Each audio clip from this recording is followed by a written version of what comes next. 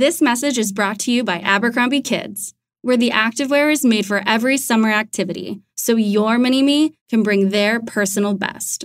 Summer days are always an adventure, from day camp to rec leagues and pool days. Abercrombie Kids has the shorts, tees, and swim to keep them comfy and keep up with them. Get everything for the entire summer at Abercrombie Kids. Shop in-store, online, or in the app. This episode is brought to you by Heyday. Feeling stressed? Take a moment for yourself with Heyday. Stroll through rows of golden wheat, tend to cute barnyard animals, and discover the joys of a digital farm retreat. You don't have to hop in a car or catch a plane. Escape to the farm at the tap of a finger. With Heyday, you're not just tending to a farm, you're tending to yourself. Heyday. Search Heyday, that's Hay space DAY, in your favorite app store. Heyday is a free-to-play mobile game and offers optional in-app purchases and random rewards. agenciadepodcast.com.br.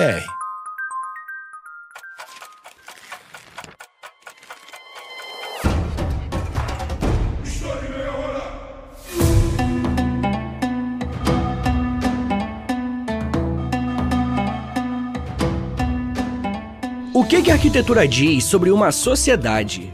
Como criar algo grandioso por milênios? Essas são apenas algumas perguntas que podemos nos fazer quando estudamos com mais atenção a história das pirâmides do Egito. Um estilo arquitetônico monumental que ainda hoje chama a atenção de milhões de pessoas e que movimenta o turismo e teorias da conspiração. O meu objetivo com esse episódio é te dar um panorama sobre a criação, o simbolismo e a utilidade das pirâmides. Como sempre, eu quero lembrá-los que eu uso fontes e autores confiáveis que você pode e deve consultar na descrição do episódio. Primeiramente, temos que conhecer o básico do próprio Egito Antigo. O início do Egito como uma civilização unificada faz referência ao ano 3100 a.C., quando Menés I unificou o Alto e o Baixo Egito, criando o primeiro estado centralizado da história que se tem registro. Essa unificação marcou o início da primeira dinastia e transformou o faraó em uma figura de poder absoluto. Faraó era o nome dado a esse líder político do Egito, que também tinha funções religiosas, e a palavra faraó significa casa grande, uma vez que todas as decisões administrativas e religiosas partiam desse grande líder. A história do Egito, como conhecemos hoje enquanto império, começa então a partir da unificação feita por Menés I, sendo o criador da primeira dinastia de faraós. Uma característica que se deu ainda no Antigo Império, a partir do faraó Menés I, foi a centralização da política, economia e religião na figura do faraó. O faraó tinha o poder, na verdade a responsabilidade de administrar a economia do seu império. Na prática, isso significava que as terras dentro do Egito pertenciam a ele. Essa centralidade do faraó na sociedade egípcia também podia ser vista na religião, uma vez que o próprio faraó era a reencarnação dos deuses, mais especificamente do deus Ra, o criador de todas as coisas. O faraó também era responsável por manter a harmonia cósmica conhecida como Ma'at, um conceito que simbolizava ordem, justiça e equilíbrio no universo. Essa associação divina justificava a concentração de poder nas mãos do faraó e permitia a mobilização de recursos humanos e materiais em larga escala. O controle centralizado do Estado era essencial para a realização de empreendimentos arquitetônicos monumentais, como a construção das pirâmides, que não apenas serviam como túmulos, mas também como símbolos do poder divino e eterno do faraó. Os faraós representarão uma grande força política nos primeiros períodos da história do Egito, momento que conhecemos como Antigo Império, de 3200 a.C. até 2300 também a.C. Foi justamente nessa fase que muitas das pirâmides que vamos falar aqui hoje foram construídas. Tanto a política quanto a religião desempenharam um papel crucial no surgimento das pirâmides, mostrando a visão espiritual dos egípcios sobre a morte e a vida eterna. Para eles, a morte não era o fim, mas uma transição para uma nova forma de existência. Essa crença fundamentava a prática de mumificação, que preservava o corpo físico, e a construção de túmulos elaborados, que serviam como moradas eternas para o faraó. Os egípcios acreditavam que cada pessoa possuía 3 elementos espirituais: o Ka, que é a força vital, o Ba, que é a alma, e o Ak, que é o espírito transformado. Para garantir que esses elementos continuassem a existir após a morte, era necessário que o corpo fosse protegido e que o túmulo contivesse objetos e oferendas que ajudassem o falecido em sua jornada no além. Nesse contexto, as pirâmides surgiram como estruturas monumentais projetadas para proteger o corpo do faraó e garantir a sua passagem para a vida eterna. Além disso, a sua forma simbólica, com suas faces triangulares apontando para o céu, representava uma escada para o faraó ascender e se unir ao deus Ra, o deus do sol, reforçando a conexão entre o poder político e o religioso. As pirâmides não eram apenas túmulos, mas também locais de culto e adoração. Cada pirâmide era acompanhada por um complexo funerário, que incluía templos para rituais religiosos e caminhos que conectavam as pirâmides às margens do rio Nilo. Esses templos eram utilizados por sacerdotes para realizar oferendas diárias ao faraó, garantindo que a sua alma permanecesse em harmonia com o cosmos. A localização das pirâmides também era planejada. Elas eram geralmente construídas na margem oeste do Nilo, onde o sol se põe, simbolizando a morte e o renascimento do faraó no além. Nesse ponto tem uma questão que mostra a importância dos egípcios para o mundo moderno. A posição precisa da construção das pirâmides, alinhadas com os pontos cardeais, mostra o nível de conhecimento astronômico dos egípcios. Nesse sentido, a gente percebe que os projetos das pirâmides uniam 3 interesses diferentes: a religião, a política e a arquitetura. O tamanho das primeiras pirâmides também tinha uma função bem clara, que era mostrar o poder do faraó que a construiu. Quanto maior era a pirâmide, mais poderoso e rico havia sido o faraó, reforçando seu papel como mediadores entre os deuses e os homens.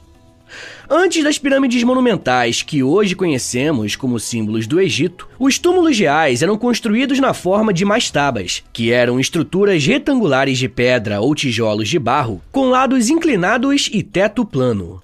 Essas mastabas eram usadas durante as primeiras e segundas dinastias como locais de sepultamento para os faraós e as suas famílias.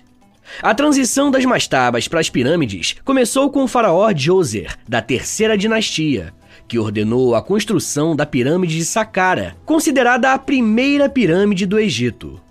Projetada pelo seu arquiteto e vizir Imhotep, a pirâmide era escalonada, composta por uma série de mastabas empilhadas. Esse projeto inovador marcou o início de uma era de inovações arquitetônicas. Nos séculos seguintes, as técnicas de construção foram sendo aperfeiçoadas, levando ao desenvolvimento das pirâmides de face lisas, como as de Seneferu, Quéops e Quefren.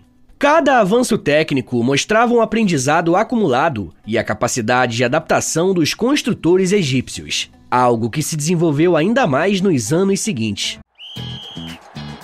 Hilton brings you new ways to stay, with experiences that let you capture the glory days. Introducing the Graduate Hotels. Each inspired by local college towns, these stays are always original and never boring. Get in touch with traditions all across the country and enjoy a stay that's a class above the rest. Book at Graduate Hotels with Hilton Honors Points at Hilton.com. It's a win-win. Hilton, for the stay. This episode is brought to you by Indeed. When your computer breaks, you don't wait for it to magically start working again. You fix the problem. So why wait to hire the people your company desperately needs? Use Indeed's sponsored jobs to hire top talent fast. And even better, you only pay for results. There's no need to wait. Speed up your hiring with a $75 sponsored job credit at Indeed.com/podcast. Terms and conditions apply.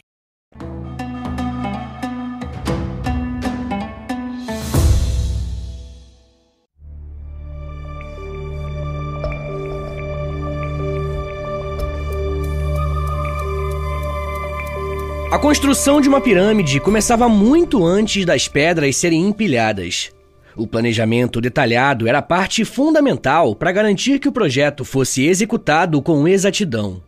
Isso incluía a escolha do local, o transporte de materiais, o desenvolvimento de métodos para elevar os blocos pesados e muito mais. Os locais escolhidos para a construção das pirâmides eram geralmente próximos ao rio Nilo, facilitando o transporte de materiais.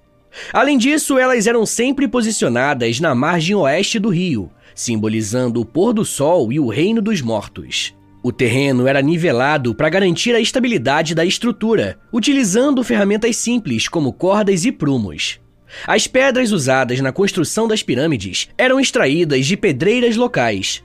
Para o núcleo da pirâmide, os egípcios usavam blocos de calcário de qualidade inferior, enquanto o revestimento externo, que conferia um acabamento liso e brilhante, era feito com calcário de alta qualidade ou até granito, extraído de pedreiras mais distantes, como em Assuã. As ferramentas usadas nas pedreiras eram simples, incluindo martelos de pedra, cinzéis de cobre e alavancas.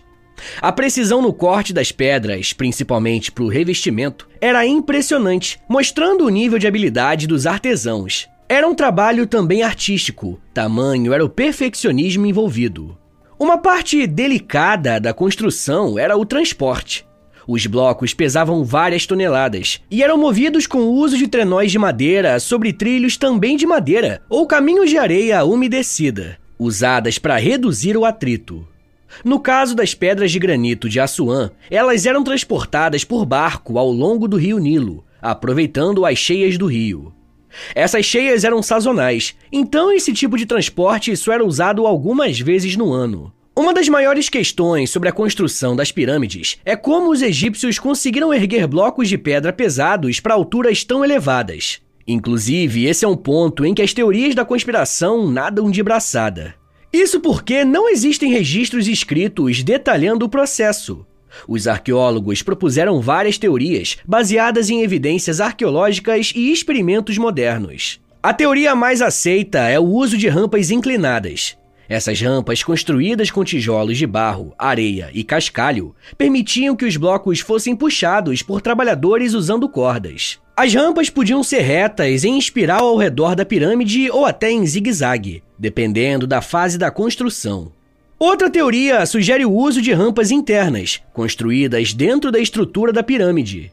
Essa abordagem eliminaria a necessidade de desmontar as rampas externas ao final da construção, e explicaria algumas anomalias estruturais encontradas nas pirâmides.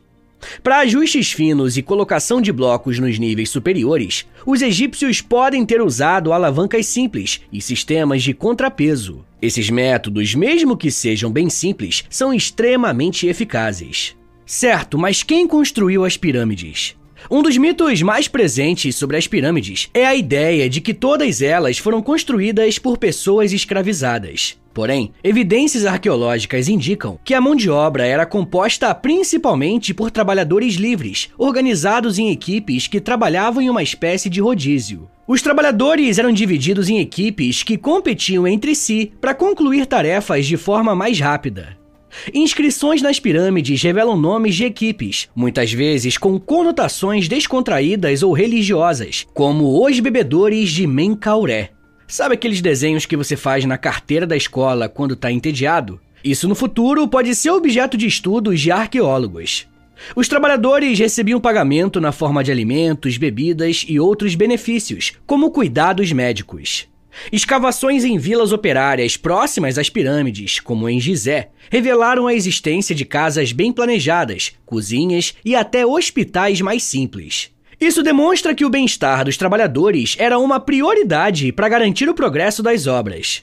Além dos trabalhadores braçais, o projeto envolvia artesãos especializados, como pedreiros, carpinteiros e escultores, bem como engenheiros e administradores que supervisionavam a construção. Essa hierarquia bem definida permitia que o trabalho avançasse de forma eficiente, mesmo em projetos mais longos. A construção de uma pirâmide levava décadas, com os projetos geralmente começando logo após a ascensão de um novo faraó. A pressão para concluir a obra era grande, já que a pirâmide precisava estar pronta antes da morte do faraó. Entre os desafios enfrentados pelos construtores estavam o transporte de materiais em grandes distâncias, além das condições climáticas e a necessidade de coordenação de milhares de trabalhadores. Além disso, as proporções das pirâmides refletem conceitos matemáticos sofisticados, como a relação entre o perímetro da base e a altura, que se aproxima do valor de 2π. Esses detalhes não eram apenas técnicos, eles tinham um significado simbólico, representando a harmonia entre o cosmos e a Terra. Como eu já falei, a primeira pirâmide a passar por todo esse processo foi a pirâmide de Djoser, projetada por Imhotep. Essa construção deu a forma em que as outras pirâmides seriam construídas. Djoser tinha 60 metros de altura e foi a maior por muito tempo. Um local que foi palco de construção de várias pirâmides famosas foi o Planalto de Gizé, localizado nos arredores do Cairo, e abriga as 3 pirâmides mais conhecidas do Egito, construídas durante a 4ª dinastia. Essas estruturas simbolizam o auge do Reino Antigo e são uma demonstração da habilidade técnica e do poder centralizado do Estado egípcio. A maior e mais famosa das pirâmides é a Grande Pirâmide de Quéops, também conhecida como Pirâmide de Khufu, construída por volta de 2560 a.C. Originalmente com 146 metros de altura, ela foi por muitos séculos a estrutura mais alta do mundo feita pelo ser humano. A pirâmide é composta por mais de 2,3 milhões de blocos de calcário e granito, cada um pesando entre 2 a 15 toneladas. Sua construção envolveu uma organização logística sem precedentes, incluindo o transporte de materiais de pedreiras distantes e o uso de rampas para erguer os blocos. Internamente, a pirâmide contém câmaras funerárias elaboradas, incluindo a Câmara do Rei, feita de granito que abrigava o sarcófago do faraó. A segunda maior pirâmide de Gizé é a Pirâmide de Khefren, filho de Quéops. Mesmo sendo menor que a Grande Pirâmide, a Pirâmide de Khefren se destaca pela sua localização estratégica, que cria a ilusão de ser mais alta. Originalmente, ela também era revestida por calcário branco polido, partes do qual ainda podem ser vistas em seu topo. Ao lado da Pirâmide de Khefren está a Grande Esfinge de Gizé, uma gigantesca escultura com corpo de leão e rosto humano, que acredita-se representar o próprio faraó. A esfinge simboliza a força e proteção, guardando as pirâmides e reforçando a aura divina dos governantes. A menor das 3 pirâmides principais de Gizé é a de Miquerinos, filho de Khefren. Com cerca de 65 metros de altura, ela é um pouco menos imponente que as suas vizinhas, mas se destaca pela qualidade do seu acabamento e pelos templos anexos ao seu complexo funerário. Pessoal, eu já quero falar mais sobre as outras pirâmides e o seu impacto cultural. Mas me dá um minutinho aí, tá, gente, que daqui a pouco a gente volta e eu falo um pouco mais sobre arqueologia, memória, trabalho, decadência e ruínas. Segura aí, que é um minutinho só.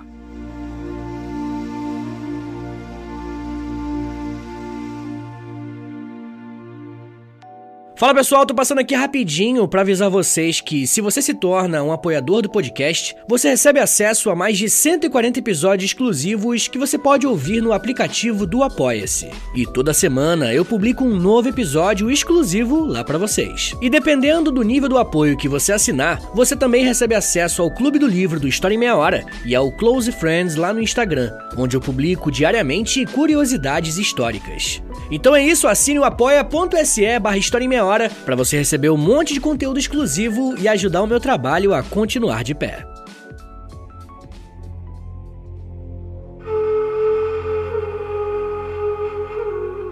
Abre aspas. As minhas maiores preocupações em relação ao estudo são o fato de não haver egiptólogos ou arqueólogos diretamente envolvidos, e dos autores questionarem a utilização da pirâmide de Djoser como local de enterro. Fecha aspas. As palavras que você acabou de ouvir foram ditas pela arqueóloga Julia Budka, se referindo a uma suposta descoberta envolvendo as construções das pirâmides. Eu trouxe a fala dela porque ao mesmo tempo que as pirâmides chamam muito a nossa atenção, também existem inúmeros anúncios que são feitos apenas para gerar cliques e não são descobertas de fato. Quando se estuda o Egito Antigo, isso é algo que a gente precisa tomar cuidado. Bem, como eu disse no bloco anterior, as pirâmides de Saqqara e Gizé são as mais conhecidas, mas o Egito abriga muitas outras pirâmides que revelam a evolução da arquitetura funerária ao longo dos séculos. Antes da construção das pirâmides de Gizé, o faraó Senefero, da 4ª dinastia, fez experimentos arquitetônicos que trouxeram inovações ainda mais ousadas sobre o design das pirâmides. A chamada Pirâmide Torta, localizada em Dashur, é uma das mais intrigantes. Durante a sua construção, os engenheiros perceberam que o ângulo inicial era muito íngreme, o que levou à mudança para um ângulo mais suave na metade superior. A construção dessa pirâmide mostra como o aprendizado técnico que culminou na construção das pirâmides de faces lisas era algo constante e que estava em evolução. Pouco tempo depois, Senéfero construiu a Pirâmide Vermelha, também em Dashur. Essa foi a primeira pirâmide verdadeira de faces lisas e representa um marco na evolução arquitetônica. Seu nome vem da coloração avermelhada de seus blocos de calcário, que permanecem visíveis até hoje. Além das grandes pirâmides, os complexos funerários, por vezes, incluíam pirâmides menores, destinadas a rainhas e membros da família real. Essas estruturas secundárias, embora menores, reforçavam a hierarquia social e a importância do culto funerário na sociedade egípcia. Essas pirâmides também foram projetadas para proteger os objetos funerários colocados em suas câmaras. Esses itens incluíam joias, móveis e alimentos, e eram considerados essenciais para a vida após a morte. Lembra que eu falei que, internamente, existiam caminhos complexos? A ideia desse tipo de construção era dificultar o acesso de ladrões. Um outro erro muito comum é achar que, por estarmos estudando uma civilização antiga, ela não desenvolveu ou evoluiu a forma de realizar algumas tarefas, como a construção das pirâmides. Como eu disse no começo do episódio, o ponto de partida para a construção das pirâmides foi a mastaba, uma estrutura simples em forma de bloco retangular, feita de tijolos de barro ou pedra, usada como túmulo para os faraós e altos funcionários. Durante as primeiras dinastias, essas mastabas serviam principalmente para proteger os corpos dos mortos e abrigar os bens funerários necessários para a vida após a morte. A grande inovação arquitetônica veio com o faraó Djoser durante a terceira dinastia, que encomendou a construção da pirâmide de Saqqara. Esse projeto inovador foi essencial para o desenvolvimento das pirâmides de faces lisas, que se tornariam o padrão nas dinastias seguintes. Embora as pirâmides tenham alcançado seu ápice durante o Antigo Império, a sua construção declinou nas dinastias posteriores. Esse declínio foi impulsionado por uma combinação de fatores políticos, econômicos e culturais que transformaram a organização do Estado egípcio e o papel das práticas funerárias. O fim do Reino Antigo foi marcado por um período de instabilidade política e descentralização, conhecido como Primeiro Período Intermediário. Durante esse tempo, o poder dos faraós foi enfraquecido e as províncias ganharam maior autonomia. Essa fragmentação política dificultou a mobilização de recursos e mão de obra em larga escala, tornando inviável a construção de pirâmides muito grandes. Além disso, os custos associados à construção de pirâmides começaram a pesar no orçamento estatal. O Médio Império, que existiu entre 2055 a.C. a 1650 a.C., viu uma tentativa de retomada da construção de pirâmides, mas essas eram bem menores e menos duráveis, mostrando como o faraó tinha recursos mais limitados e um declínio na centralização administrativa. As práticas religiosas também passaram por mudanças que influenciaram o declínio das pirâmides como túmulos dos faraós. Durante o Novo Império, de 1550 a.C. até 1070 a.C., os faraós passaram a ser enterrados no Vale dos Reis, uma área no sul do Egito. Essa mudança foi motivada pela necessidade de proteger os túmulos reais contra saqueadores, que roubavam as pirâmides em busca de riquezas. Os túmulos do Vale dos Reis eram cavados em penhascos e decorados com pinturas e textos funerários, como o Livro dos Mortos, que guiavam o faraó em sua jornada para o além. Essa nova abordagem refletiu uma mudança na concepção do poder real. Em vez de ser exibido em monumentos visíveis, o legado do faraó passou a ser imortalizado por meio de textos e rituais. A chamada Pirâmide Negra, construída por Amenemhat III no Médio Império, é um exemplo de como a qualidade das construções declinou.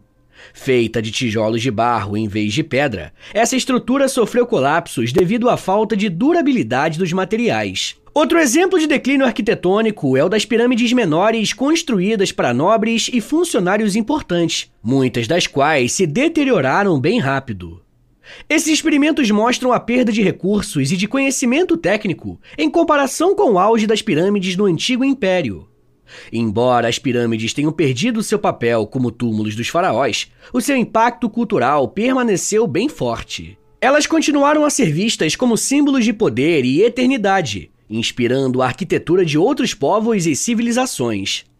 Durante o período greco-romano, as pirâmides eram consideradas maravilhas do mundo antigo, atraindo a atenção de historiadores como Heródoto, que escreveu relatos detalhados sobre elas. A grandiosidade das pirâmides também inspirou governantes posteriores, como os ptolomaicos, que procuraram se alinhar à tradição faraônica para legitimar o seu poder.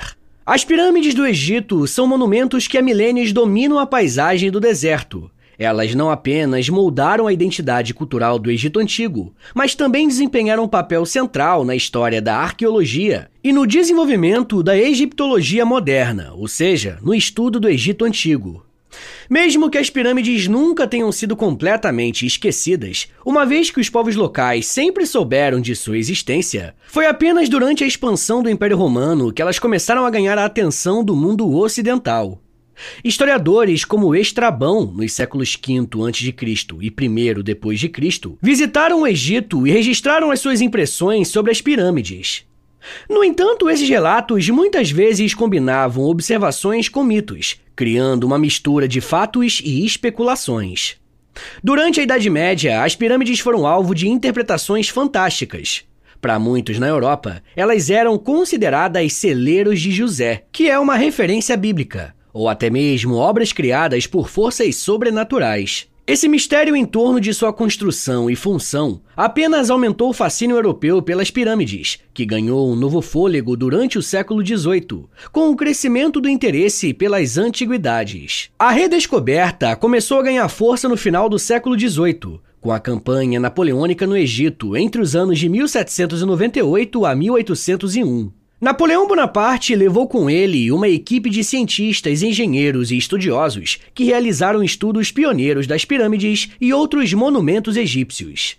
Esses esforços resultaram na publicação da Monumental Description de l'Égypte, uma obra que trouxe ao mundo ocidental um registro detalhado do patrimônio arquitetônico e cultural do Egito. Esse trabalho é amplamente reconhecido como ponto de partida da egiptologia moderna. Com o crescimento do colonialismo europeu no século XIX, o Egito se tornou um centro de exploração arqueológica, e as pirâmides de Gizé, em particular, atraíram a atenção de estudiosos e aventureiros. Entre os principais nomes que se destacaram nesse período está o de Giovanni Battista Belzoni, um explorador italiano que realizou expedições pioneiras às pirâmides e a outros sítios arqueológicos no Egito. Embora os seus métodos fossem rudimentares e até destrutivos do ponto de vista técnico, ele abriu caminho para futuras investigações ao mapear as câmaras internas das pirâmides e a documentar os seus achados. Outro marco importante foi a decifração dos hieróglifos pelo estudioso francês Jean-François Champollion, em 1822, graças à descoberta da Pedra de Roseta. Essa conquista permitiu que os estudiosos começassem a traduzir inscrições encontradas em túmulos, templos e pirâmides, lançando luz sobre as práticas religiosas e culturais do Egito Antigo. No final do século XIX, a egiptologia se tornou uma disciplina acadêmica bem estabelecida. Flinders Petrie, frequentemente considerado o pai da arqueologia científica, fez estudos rigorosos nas pirâmides, empregando métodos avançados de escavação e registrando cuidadosamente as suas descobertas. Suas análises detalhadas da Grande Pirâmide de Quéops contribuíram para o entendimento de como as pirâmides foram construídas e organizaram uma base para pesquisas futuras. O século XX trouxe avanços significativos no estudo das pirâmides, impulsionados pelo desenvolvimento de novas tecnologias. Entre os projetos mais interessantes está o trabalho realizado pelo arqueólogo egípcio Zahi Hawass, que liderou inúmeras escavações e estudos no Planalto de Gizé. Sob a sua direção, descobertas importantes foram feitas, como a localização de vilas operárias que abrigavam os trabalhadores responsáveis pela construção das pirâmides. Foram esses achados que desmistificaram a ideia de que as pirâmides foram construídas por escravizados e mostraram que os trabalhadores tinham tratamento digno, recebendo alimentação e cuidados médicos. Além disso, tecnologias modernas como o radar de penetração no solo e a tomografia de muons permitiram que os cientistas explorassem o interior das pirâmides sem causar danos às estruturas. Em 2017, uma equipe internacional de pesquisadores anunciou a descoberta de uma grande cavidade na Grande Pirâmide de Quéops, usando essas técnicas avançadas. Mesmo que o propósito dessa câmara ainda seja incerto, a sua descoberta reacendeu o interesse global pelas pirâmides e demonstrou que ainda há muito a ser descoberto. Essas pesquisas mostram como as pirâmides desempenharam um papel central na egiptologia, funcionando como uma forma de conhecermos a sociedade, religião e a tecnologia do Egito Antigo. Estudá-las é essencial para desvendar questões maiores sobre como essa civilização conseguiu mobilizar recursos humanos e materiais em larga escala, se conectando ao simbolismo espiritual. Uma coisa legal é que o legado das pirâmides transcende o campo acadêmico. Para o público geral, elas se relacionam com mistérios e lendas. Ao longo dos séculos, inúmeras teorias foram propostas sobre a sua construção, muitas delas especulativas, como a ideia de que elas foram erguidas por civilizações extraterrestres ou que possuem propriedades energéticas especiais. Mesmo que essas teorias não tenham bases científicas, elas mostram que as pirâmides, algo criado há milênios, ainda está no nosso imaginário coletivo. Pessoal, eu vou recomendar 3 episódios aqui do podcast, que você pode procurar aí no feed do História em Meia Hora, e eles vão servir de complemento para esse episódio que você acabou de ouvir, beleza? O primeiro episódio se chama Egito Antigo, o segundo se chama Mitologia Egípcia, e o terceiro se chama Reino de Kush. Agora, bora fazer aquele resumão de 1 minutinho para você relembrar o que você aprendeu hoje. Vamos lá! Quando falamos na história das pirâmides do Egito, estamos pensando nos monumentos mais emblemáticos da antiguidade, e que foram construídos durante o Antigo Império. As pirâmides serviam como túmulos para faraós e membros da elite, refletindo a crença egípcia na vida após a morte e na necessidade de preservar o corpo e os pertences do falecido para sua jornada espiritual.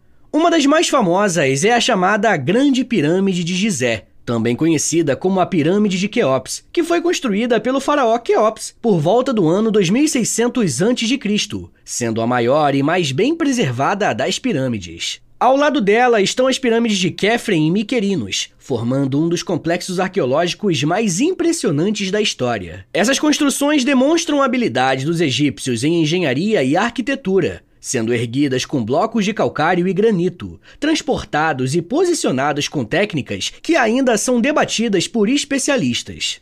As pirâmides simbolizam o poder centralizado dos faraós e a sua conexão divina. Além disso, elas eram parte de complexos funerários que incluíam templos, estátuas e outras estruturas associadas ao culto religioso. Embora muitas pirâmides tenham sido saqueadas ao longo dos séculos, elas se mantêm de pé como prova da riqueza, organização social e visão religiosa do Egito Antigo. Até Dom Pedro II, do Brasil, visitou as pirâmides, deixou algumas pichações na região que fica próximo a elas e trouxe ao Brasil algumas relíquias. Mas isso já é um papo para uma outra meia hora.